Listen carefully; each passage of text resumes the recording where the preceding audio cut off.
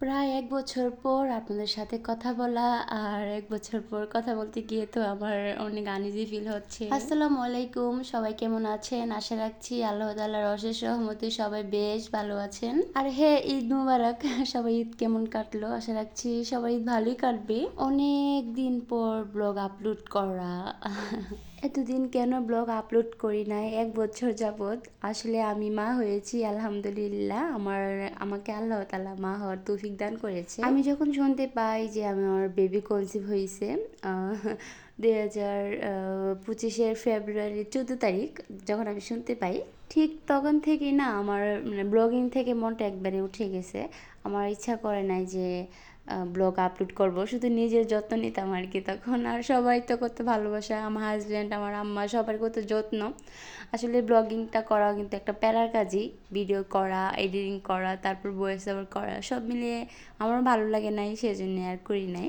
তবে হ্যাঁ, খুবই খুবই মিস করতাম ব্লগিংটা, যেহেতু কন্টিনিউ করতাম তো একটা জিনিস করতে করতে কিন্তু মানুষ অভ্যাস হয়ে যায়, আর মানুষ যেহেতু অভ্যাসের দাস। আমার ইচ্ছা ছিল যে আপনাদের সাথে প্রথম ব্লগ ভিডিও আপলোড করব, আমার বেবি শাওয়ারের ব্লগ ভিডিওটা সবার সাথে শেয়ার করব আর কি। বেবি শাওয়ারের শর্টকাট একটা ভিডিও দিয়ে মানে আমি ব্লগিংটা আবার স্টার্ট করব, কিন্তু করা হয় নাই। মানে বেবি শাওয়ারের ব্লগ ভিডিওটা আপলোড করা হয় নাই প্রথমে, কারণ যেহেতু কুরবানি ঈদ গেল, আর কুরবানি ঈদে আমি কিছু কিছু ক্লিপ ভিডিও করেছি, সেই জন্য কুরবানি ঈদের ঈদ শপিং দিয়ে আমার ভিডিওতে আবার আসা আর কি, স্টার্ট করা। তবে বেবি শাওয়ারের ব্লগ ভিডিওটা কোনো এক ফাঁকে আমি আবার আপলোড করে দিব। এই ভিডিওটা ছিল ঈদের ৫-৬ দিন আগে মেবি। আমি একটা গোল্ডের রিং কিনবো আর কি। আমি আমার ছেলেকে আমার বড় ভাবির কাছে দিয়ে এসেছি, আর আমি আর আম্মা বের হয়ে গিয়েছিলাম আর কি, আর আমার হাজবেন্ড বাইরেই ছিল। প্রথমে চলে আসলাম আমার স্বর্ণের রিংটা কেনার জন্য, আর আমরা সবসময় ব্রাহ্মণবাড়িয়া জনক থেকে কিনি। আর এখন ভাই স্বর্ণের এত দাম, 2,20,000। মাঝখানে নাকি আরো দাম ছিল, 2,70,000 নাকি ছিল, মানে হাইয়েস্ট। বাসায় রেগুলারলি পরার জন্য মানে রাইফ করবো আর কি, সেজন্য একদমই সিম্পলের মধ্যে আমি আংটি খুঁজতেছিলাম। আর আমার না তেমন বড় আংটি ভালো লাগে না, মানে কোথাও গেলে বা বেড়াতে গেলে ভালো লাগে, এমনিতে যে বাসায় অনেকে রাফ করে ওগুলো আমার ভালোই লাগে না। আর বড় রিং যেহেতু আছে সেজন্য আমি একটু সিম্পলের মধ্যেই কিনলাম। ঈদ শপিং করবো আর কি, সেজন্য বাসা থেকে বের হওয়া, রিংটা কিনে আমি ওর জন্য একটা লুঙ্গি কিনলাম। তারপর আবার আমরা ড্রেস দেখতেছিলাম, আর এই তো করতে করতে তো সন্ধ্যা হয়ে গিয়েছে। আমি এখানে ফুচকা খেতে আসলাম। আজকে সকালে নাস্তা করার পর দুপুরে কোনো রান্না বান্না করি নাই। দুপুরে খাইতে ইচ্ছা করতেছিল না, আম্মা রান্না করেছিল কিন্তু দুপুরে খাই নাই। তো এই তো ফুচকা খাইলাম, ফুচকাটা খুবই ভালো লাগছে।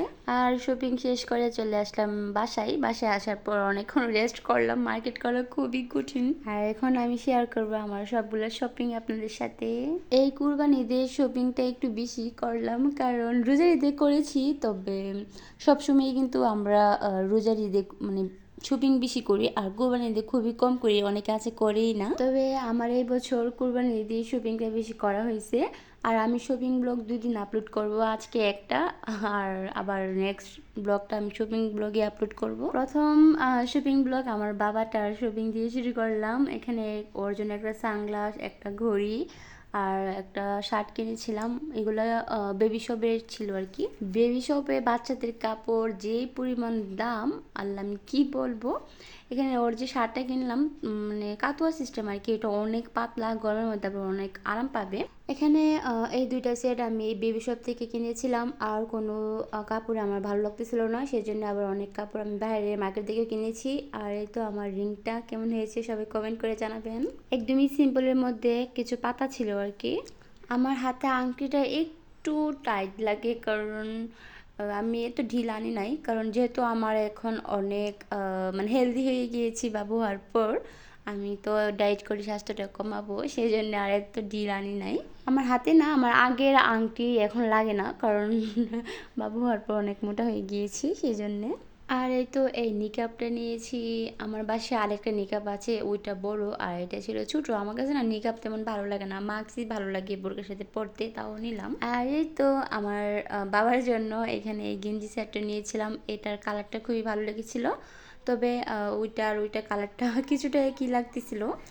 আর এই তো এই রামপার সেটটা নিয়েছিলাম, তবে এটা একসাথে মানে অ্যাডজাস্ট ছিল না, প্যান্টটা আলাদা ছিল। আর এই প্যান্টটা আলাদার কারণে আমার কাছে এটা বেশি ভালো লাগছে, কারণ বাবু যেহেতু অনেক ছোট এখন, সেজন্য অ্যাডজাস্ট থাকলে না আমার কাছে তেমন একটা ভালো লাগে না। ও যখন আরেকটু বড় হবে, হাঁটতে পারবে, তখন না রামপার সেটগুলো পরলে খুবই ভালো লাগবে। আর এই তো এখানে এই গেঞ্জিটা নিয়েছিলাম, ওই মানে এটাতে প্যান্ট ছিল না আর কি, তবে গেঞ্জিটা খুবই সুন্দর ছিল। অনেকদিন পর ভয়েস ওভার করতেছি, তো কোনো ভুল হলে সবাই ক্ষমা সুন্দর দৃষ্টিতে দেখবেন। আসলে ভয়েস ওভার করতে না করতে করতে না মানে পরে করলে কেমন জানি লাগে। আমার জন্য একটা গেঞ্জি নিয়েছিলাম, গেঞ্জিটা খুবই পাতলা ছিল আর সফট ছিল। আর এখন আমি আমার শপিং দেখাবো। আমার এই ড্রেসটা মানে মেকিং করা হয়ে গিয়েছে, মেকিংয়ের পরে আমি দেখাচ্ছিলাম আর কি আপনাদেরকে।